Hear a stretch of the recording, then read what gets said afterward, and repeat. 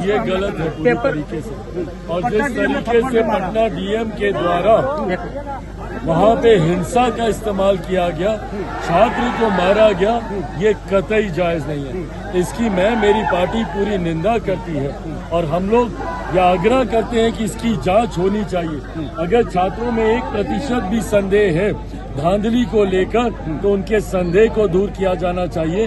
छात्रों के भविष्य के साथ खिलवाड़ कतई लोक जनशक्ति पार्टी रामविलास बर्दाश्त नहीं करेगी। मुख्यमंत्री जब बिहारियों से मिलने की सोच के साथ इस यात्रा पर निकले हैं, इस बात की बौखलाहट है, क्योंकि ये लोग कभी जनता के बीच जाते नहीं हैं। ये लोग अपने घर के दरवाजे भी बिहार की जनता के लिए बंद करके रखते हैं। तो ऐसे में क्यों मुख्यमंत्री जा रहे हैं, इस बात से विपक्ष घबराया हुआ है। तभी राजद के राष्ट्रीय अध्यक्ष ने तो ऐसी अशोभनीय बात कर दी महिलाओं को लेकर, जिसकी हम लोग कल्पना भी नहीं कर सकते। वो हम सब के लिए आदरणीय है, आदरणीय लालू जी।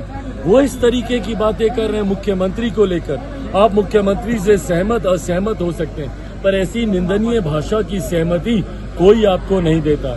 और ये बौखलाहट है, क्योंकि उपचुनाव में जिस तरीके से चारों सीट पर ये लोग हारे हैं और एनडीए का 100% स्ट्राइक रेट रहा है, उससे घबरा कर इनको परिणाम 2025 के भी अब दिखाई दे रहे हैं। उस घबराहट की वजह से इस तरीके की बातें विपक्ष के लोग कर रहे हैं। सर यहाँ तो संभव ही नहीं हो पाएगा, आप क्या करना चाहेंगे? जी, 1 नेशन 1 इलेक्शन हमारे देश के लिए कितना जरूरी है, इसका महत्व संविधान के निर्माताओं ने भी समझा।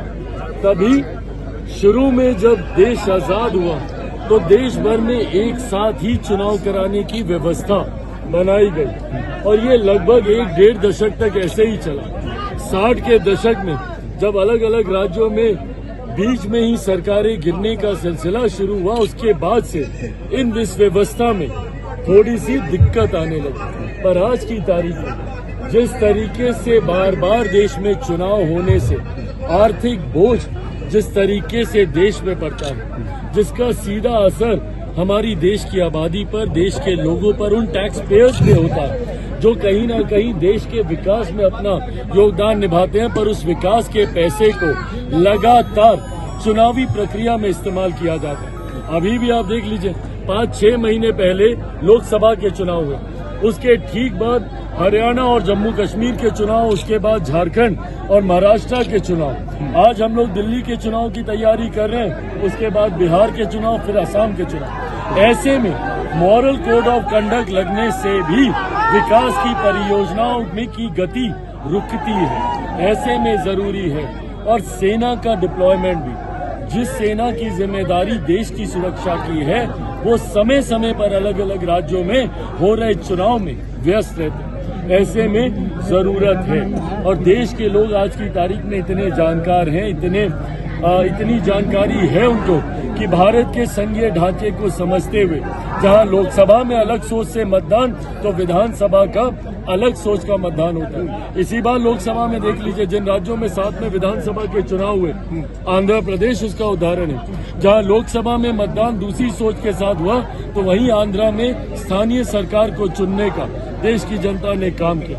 तो ऐसे में देश की जनता इतनी जानकार है, इतनी बुद्धि, इतनी विवेक है कि वो भारतीय संघीय ढांचे को समझ सकती है। विपक्ष को अगर चिंता है तो मेरिट्स पे बात करें, हम लोग तैयार हैं, और लाने के बाद संभवतः हम लोग इस 1 नेशन 1 इलेक्शन को हम लोग जेपीसी में भी लेकर हम लोग जाएंगे, कमेटी के समक्ष भी लेकर जाएंगे। वहां पर विपक्ष इसके मेरिट पे चर्चा करे। विरोध सिर्फ इसलिए कि नरेंद्र मोदी लेकर आ रहे हैं, विरोध करना है, ये कतई जायज और उचित नहीं है।